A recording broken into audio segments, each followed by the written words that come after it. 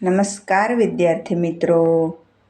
વિઘ્નેશ્વરાય વરદાય સુરપ્રિયાય લંબોદરાય સકલાય જગદ્વિતાય નાગાનનાય શ્રુતિયજ્ઞ વિભૂષિતાય ગૌરીસુતાય ગણનાથ નમો નમસ્તે.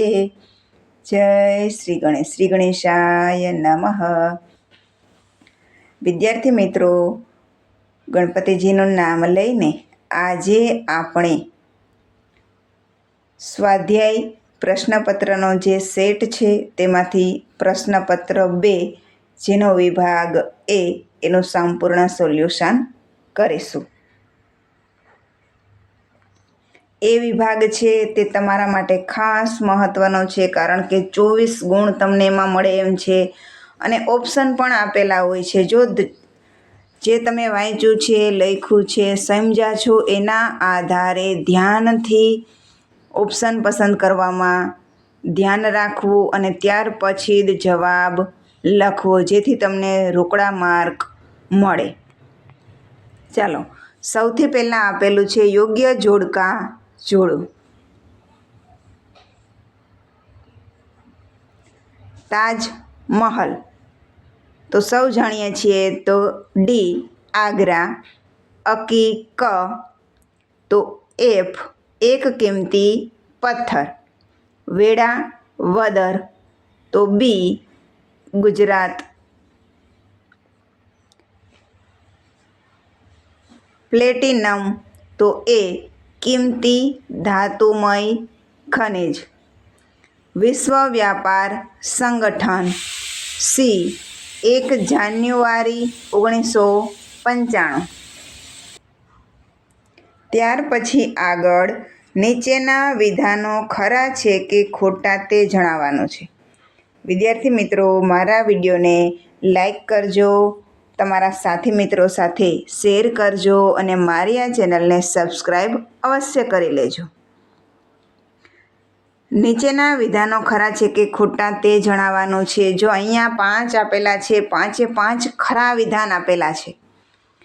ઘણી વખત ખરા ખોટા આપેલા હોય, ખરા ખોટા જ આપેલા હોય, સાથે જ આપેલા હોય. ક્યારેક જ આવું બને કે બધા જ વિધાનો સાચા હોય. બાણ લિખિત હર્ષચરિત સમ્રાટ હર્ષવર્ધનનું જીવન ચરિત્ર છે. આ વિધાન ખરું છે. 2.5 દિન કા ઝોપડા એ મસ્જિદ છે. ત્યાર પછી 8 સ્થિરતા સાથેનો ભાવ વધારો એ આર્થિક વિકાસની પૂર્વ શરત છે. તો આ વિધાન પણ ખરું છે. ભારતની કુલ વસ્તીમાં સ્ત્રીઓનું પ્રમાણ 48.46% છે. આ વિધાન ખરું છે. આતંકવાદ સમાજને વિઘટન તરફ દોરી જાય છે. આ વિધાન પણ ખરું છે. ત્યાર પછી આગળ નીચે આપેલ ખાલી જગ્યામાં યોગ્ય વિકલ્પ પસંદ કરી ખાલી જગ્યા પૂરો. જો વિકલ્પ આપેલા છે એમાંથી જવાબ પસંદ કરીને જ લખવાનો છે. શ્રી મહાવીર જૈન આરાધના કેન્દ્ર ખાલી જગ્યા ખાતે આવેલું છે. તો કોબા. પર્યટન ઉદ્યોગ જે તે રાજ્યને ખાલી જગ્યા લાભ કરાવી આપે છે. તો આર્થિક લાભ. સતલુજ નદી પર ખાલી જગ્યા યોજના આવેલ છે. તો ભાખરા નાંગલ.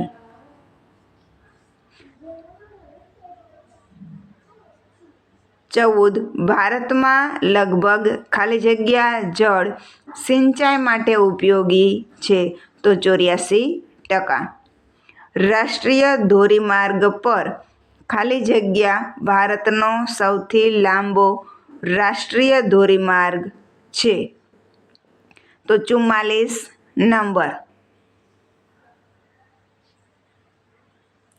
ત્યાર પછી સાચો વિકલ્પ પસંદ કરી અને જવાબ લખવાનો છે. તાજમહેલના શ્વેત સંગેમરમર ઝાંખા અને પીળા પડી ગયા હતા. તેનું શું કારણ હતું? તો વાયુ પ્રદૂષણ. શણ. 17મું, પૃથ્વી સપાટી પરના જળને શું કહેવાય છે? તો પૃષ્ઠીય જળ. 18, ગ્રાન્ડ એનિકટ નામની નહેર કઈ નદીમાંથી બનાવવામાં આવી હતી?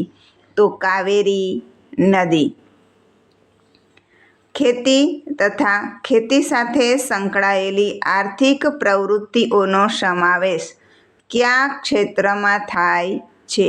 તો પ્રાથમિક ક્ષેત્ર. 20મું, પર્યાવરણ જાગૃતિ અંગે પૃથ્વી પરિષદ કઈ સાલમાં યોજવામાં આવી હતી? તો 1972. ત્યાર પછી નીચેના પ્રશ્નોના 1-2 શબ્દોમાં ઉત્તર લખો. ભારતનો સૌથી લાંબો રેલમાર્ગ કયા નામે ઓળખાય છે? તો વિવેક એક્સપ્રેસ. 22મો પ્રશ્ન, રેલમાર્ગના વિકાસમાં ભારત એશિયામાં કયા સ્થાને છે? તો પ્રથમ સ્થાને. વિદ્યાર્થી મિત્રો, મારા વિડીયોને લાઈક કરજો, શેર કરજો અને સબસ્ક્રાઈબ કરજો. વિકાસશીલ રાષ્ટ્રોની મુખ્ય આર્થિક પ્રવૃત્તિ કઈ હોય છે? તો ખેતી. 24, બજાર પદ્ધતિમાં કેન્દ્ર સ્થાને કઈ બાબત હોય છે? તો આર્થિક નફો. વિદ્યાર્થી મિત્રો, જે વાંચો એ એકવાર આંખ બંધ કરી અને મનન કરવું અને મનન કર્યા પછી લખવાનો પ્રયત્ન જરૂરથી કરવો, જેથી તમને ખ્યાલ આવે. તમને વાંચો ત્યારે તમને એમ થાય છે કે આવડી ગયું છે, પરંતુ લખો ત્યારે ખ્યાલ આવે કે કેટલું આવડ્યું છે ને સાચું આવડ્યું છે.